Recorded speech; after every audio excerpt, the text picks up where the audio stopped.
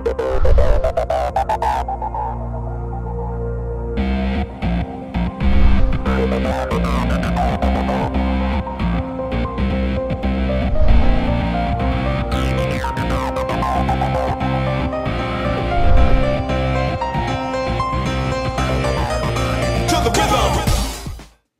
welcome to the TechPit show. I'm Joe. I'm Austin, and I am excited today because we're talking about games and gamification. Actually, we're going to be doing a kind of a two-part series. Today we're going to be digging into gamification, and then next time we have an episode, we're going to be discovering some of our favorite games that we use in the classroom with our children. So if you haven't heard of gamification, basically it's a way to motivate students.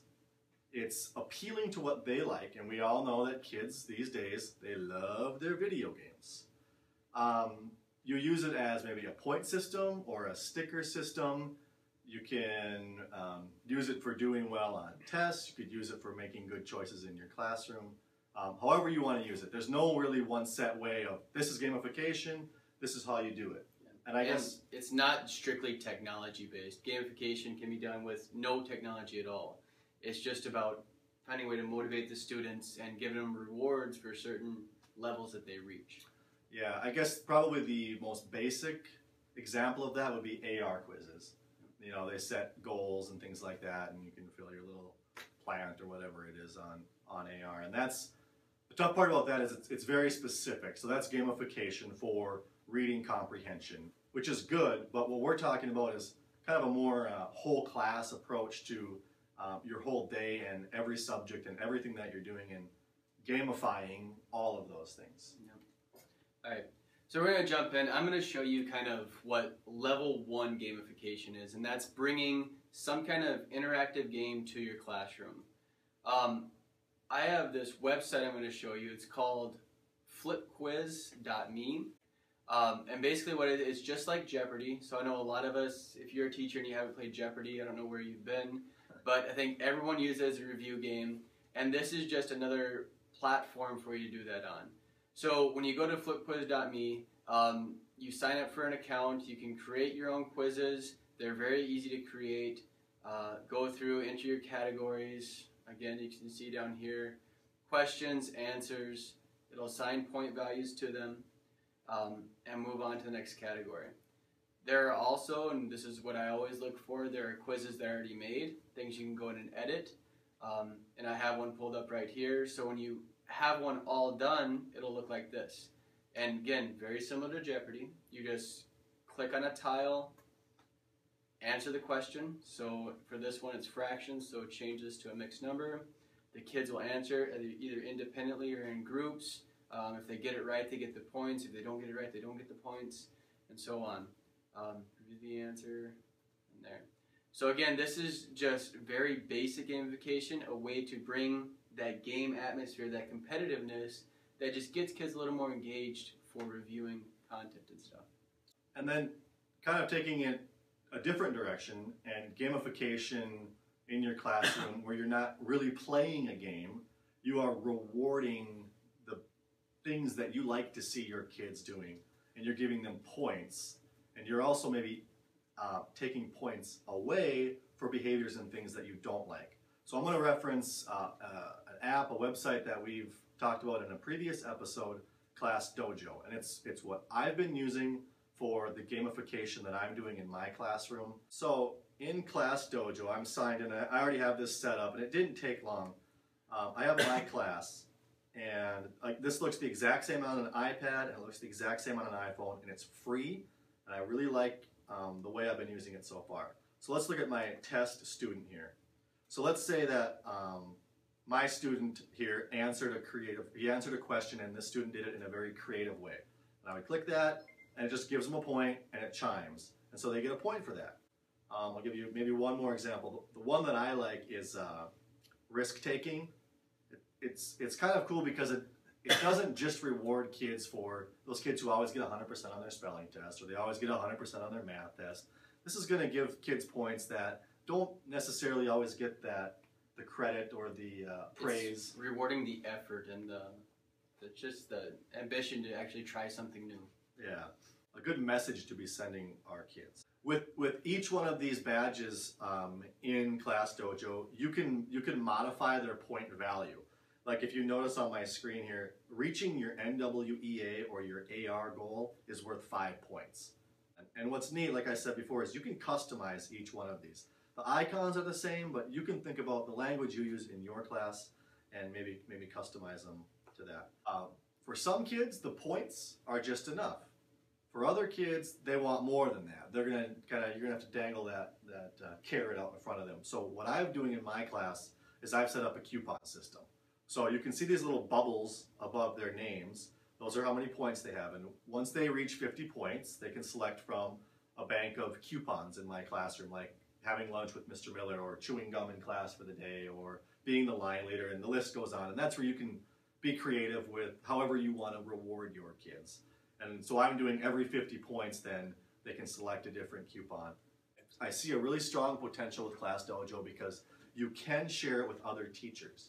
So say my kids go to music, my music teacher could pull up Class Dojo and say, oh, you guys were doing great today, you earned a Class Dojo point. So it's not just in your regular homeroom classroom. And it's free. It's free. It's super easy too. So that sounds like an awesome program, and of course it does take a little footwork to get set up. Yeah, a little bit. Once it's running, it becomes part of your classroom, and your kids really respond to it very quickly. Yeah, and I mentioned using an iPhone and an iPad. You don't have to have those. You can do it on your computer, and I have a really strong feeling that very soon. I know we said trust me last episode, but very soon teachers will have those devices to do that. All right, I'm going to talk about a piece of technology called Socrative. This is very much like Kahoot, if you're familiar with that at all. Just a different format, a different platform for it. But basically, you go on, you log on, create your own account, and then this will be your home screen. Here you have the options. You can start a quiz. You can take a quick question, which is if you're just having an in-class discussion, you want feedback from all the students. You can ask them a question. They can enter their results all privately or independently. You have the option of doing an exit ticket. So at the end of class, if you want students to write down kind of what they learned, if they're struggling with anything, it has a form for that. And then it also has a space race category. And what happens in this is when you start it up, you have questions typed in, and kids actually compete against each other to get their rocket ship or their bike all the way to the end of the screen. So it's almost like one of those old carnival games with you shoot the water. The water pistol. Yep, and try to get the horse or whatever it is all the way across. It's just like that, except for kids are answering questions you get across the screen. To get kids to answer the questions you've created, up here you have this classroom code. All you have to do is have students type that in to their student login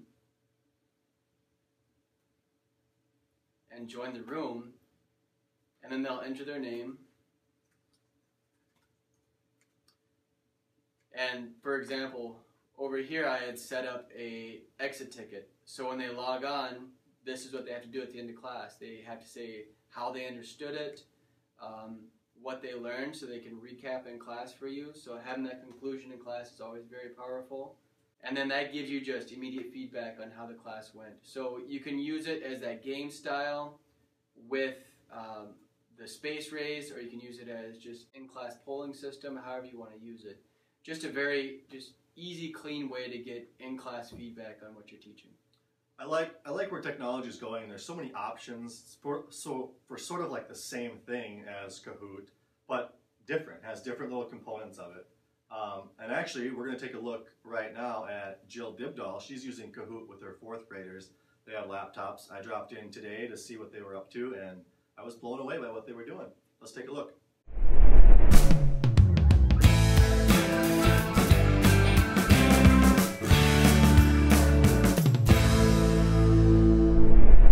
Okay, so Jill, you want to maybe just tell us a little bit about Kahoot, how you're using it? Okay. When you get to Kahoot, you want to log in to public Kahoots. That's where you can find ready-made Kahoot games. And then you can search any subject and any grade level to find the Kahoot games. Okay, and you also can create your own if you wanted to take the time. And you can go back and create your own, and that's pretty easy. You can just go to My Kahoots, Make my first quiz. Click on quiz. Okay.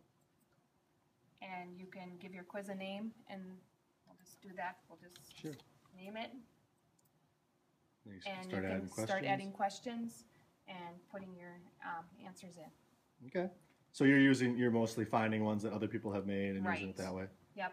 Okay. And when the kids go to use it, did you have to do a lot of training with the kids, or do they kind of just figure it out? The kids know how to do it. They think it's great fun. They love seeing their names up on the board, and they get right into it. So it's good review we've been doing it for math, for social studies, and even some reading terms, good review for MCA testing. Okay. I see that's web-based, so that must mean you can use it on iPads, iPhones, laptops. We've been using the laptops. Yep. Okay.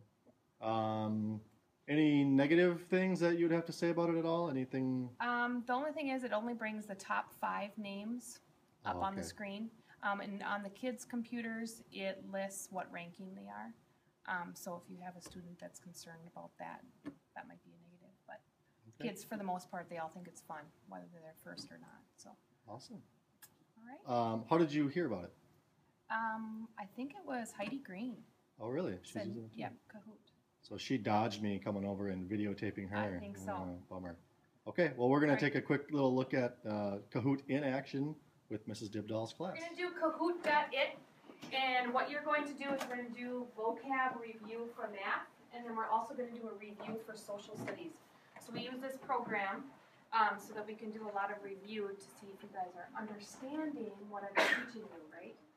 Okay. So as soon as I put the pin up, we're going to do math vocab first. You may put your pin into your computer. Here's your pin. Right there, yeah. All right, you guys ready? So once all the students are in, then we can just click Start Now, and first one will take off.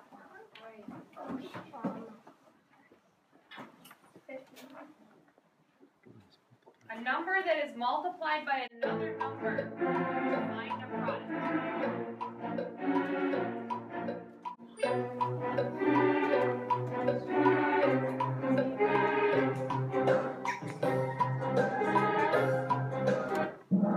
Oh, what? It tells them right away.